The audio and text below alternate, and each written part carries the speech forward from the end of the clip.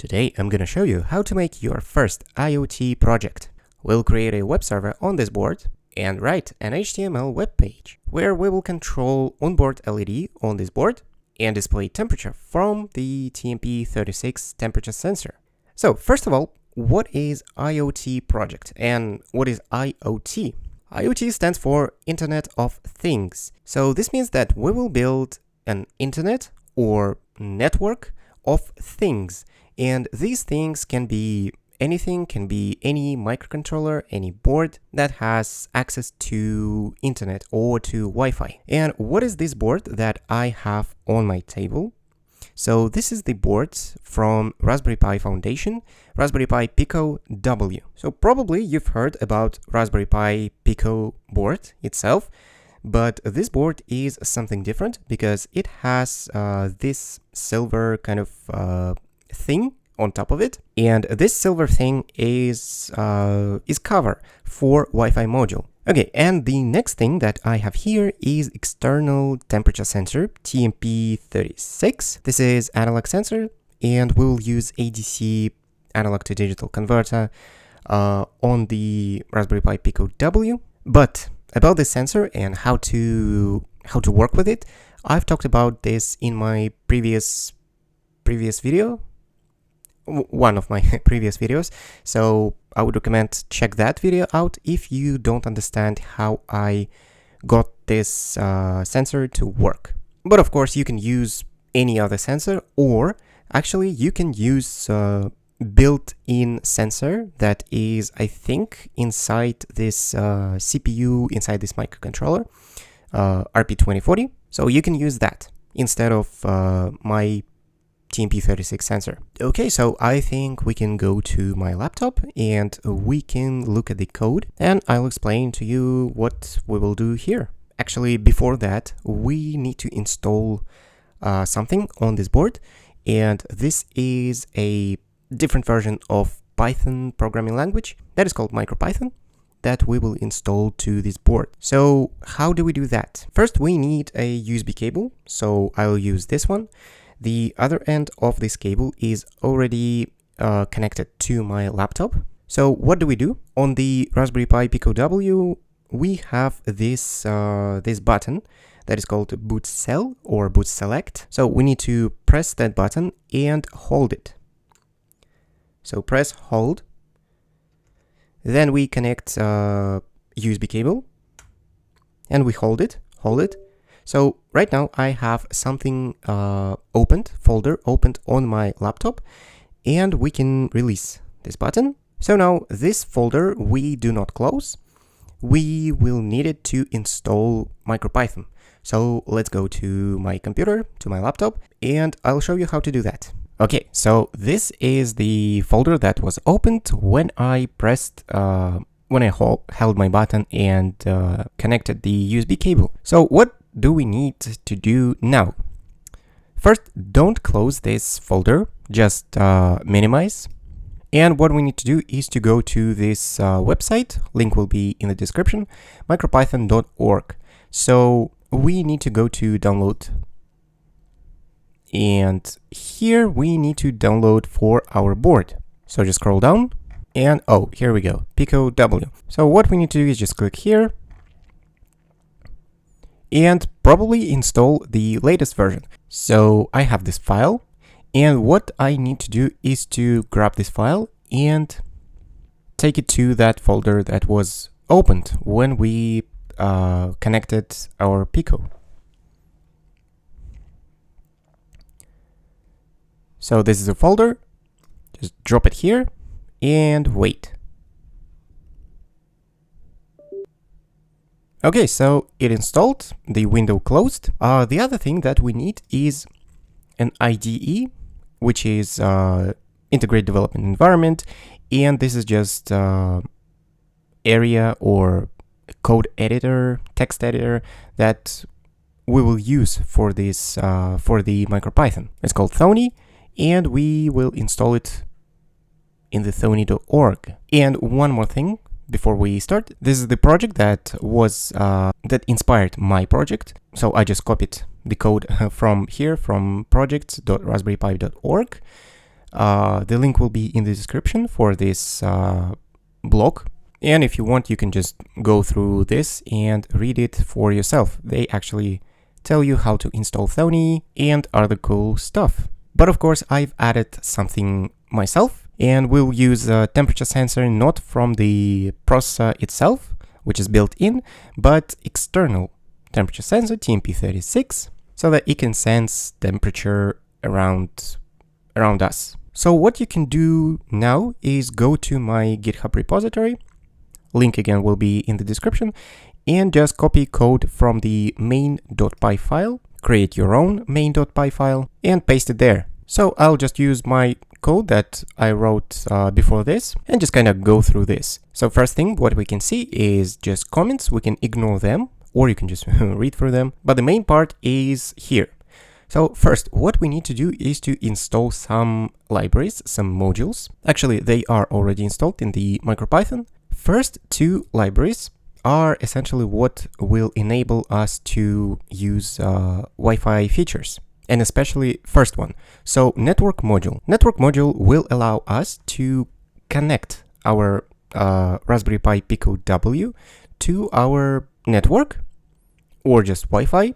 Next is module socket. This module will allow us to create a connection, so kind of like a pipe through which we can connect our devices. So it will create something called server-client relationship, and in this case, in the relative to socket module, Pico W will be our web server, and any device that will access this web server using IP address and web browser, it will be a client. So our devices, clients, will connect to Raspberry Pi Pico W web server using this module socket. Next, we just import timing functions, and this module, Pico 0, is something that is not included in the MicroPython, so we have to install it. So first of all, why do we use this module? It just allows us to simply, very simply use temperature sensor built in the processor of Raspberry Pi Pico and LED built in also. So it's very simple, very easy to use them. How do we install this module? What we can do is to go to Tools, Manage Packages, and here we need to search Pico 0. Search on Pi, and here we go. When we click on it, we will have here install. Of course, I have uninstall button because I've already installed it, but you need to install it, and it will show up here to the left. And the last module that we need is machine. This module will just allow us to use GPIO pins. And why do we need to use this is because we will use external temperature sensor TMP36. So next thing, what we need to specify is two variables, string variables.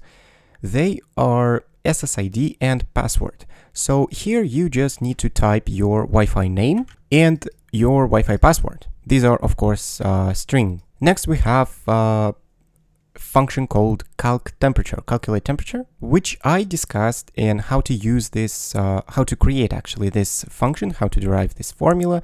I discussed in my previous video about TMP36. Again, link in the description. So we'll just ignore this for now. Next function is connect. So this function actually will connect our Raspberry Pi Pico W to Wi-Fi. So how do we do that? We of course use a network module here, and we specify what interface are we going to use. So here, for example, we'll use station interface STA. This just tells Raspberry Pi Pico W to connect to our web to our Wi-Fi. Then we activate and we connect to SSID and password that we specified above. Then we wait until we connect. Actually, we try to connect to this Wi-Fi every second.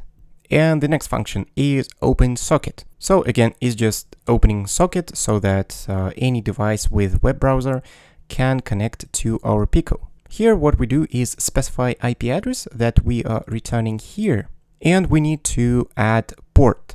So port is something that we also need when we are connecting to the web server, to the Raspberry Pi Pico W. So what we will do is we will write IP address in the URL, then we type colon and type port, and then we just connect to our Raspberry Pi Pico W. Next function actually returns the HTML document itself. So what do we have here? Here we have HTML variable that will have a string as input assigned to it, but it's not just regular string, it's f-string. So f-string is something from Python itself. F-string just allows us to use these things. So we will kind of like dynamically change state of our LED so that we don't write it here on or off.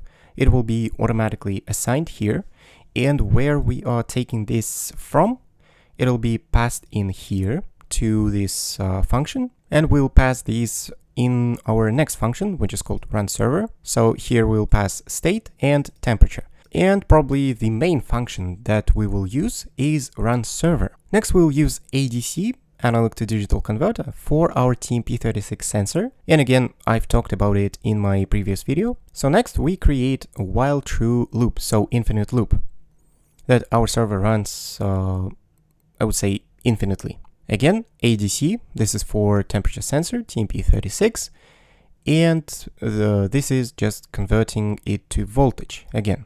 Then here we define these variables, temperature and state, again here, that we will pass into web page. So what you can do here, if you don't have a TMP36 sensor, you can just comment this out, so just like this, and uncomment this. So this is temperature different. This will be temperature from our CPU, Pico W CPU. So like that, or this temperature. Honestly, I'm not sure what these things do. So I'll just skip it, sorry. And these two. So the other thing, what we will do is we will process requests from web server. So what we have, what our client or device sends to web server. So this will be request. Request will be either /light on or /light off. So how do we pass these requests to our web server from devices, from clients? We pass them here in our HTML. So here we have form of HTML document.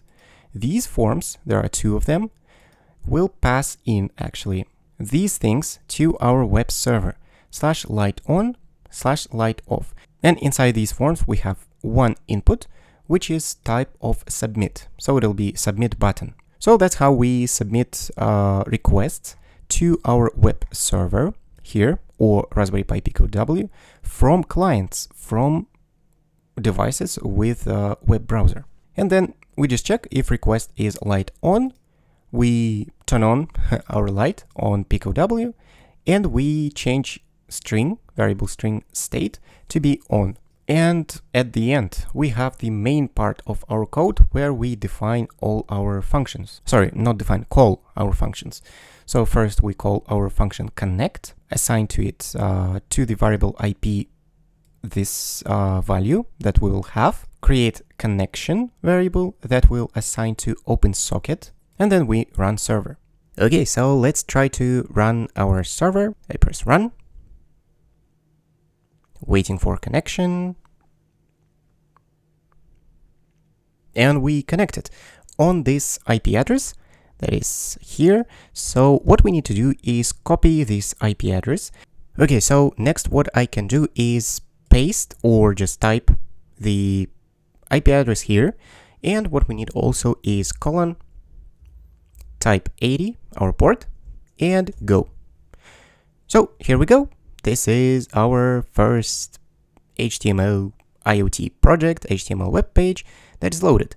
So for example, here temperature is 25, almost 26 degrees. Yeah, it's kind of hot here.